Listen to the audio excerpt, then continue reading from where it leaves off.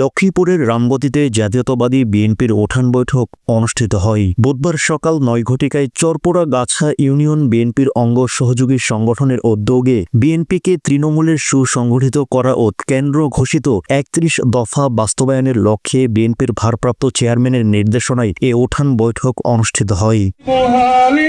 Union বিএনপির সভাপতি master Abul কাদেরের সভাপতিত্ব এবং ৯ নং ওয়ার্ডের অনুষ্ঠিত সভায় প্রধান অতিথির বক্তব্য রাখেন রামগতি ও কমলনগর সংসদীয় আসনের সাবেক সংসদ সদস্য এবং কেন্দ্রীয় বিএনপি সহ শিল্পী ও বাণিজ্য বিষয়ক সম্পাদক ABM আশরাফ উদ্দিন নিজাম।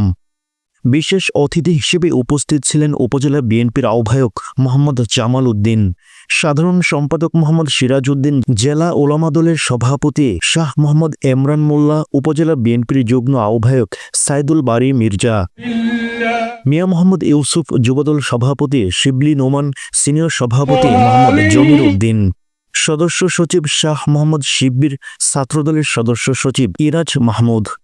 প্রধান অতিথি বলেন, বিএনপির ভারপ্রাপ্ত চেয়ারম্যান তারেক রহমান ১৭ বছর ধরে দেশের বাহিরে বিগত স্বৈরাচার ফ্যাসিস্ট আওয়ামী লীগ সরকার দেশের শাসক নয়, প্রভুত্ব করে।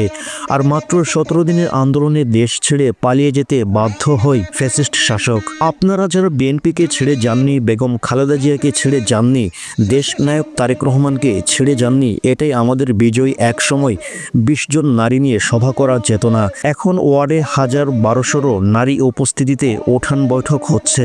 এটি আমাদের চূড়ান্ত বিজয়।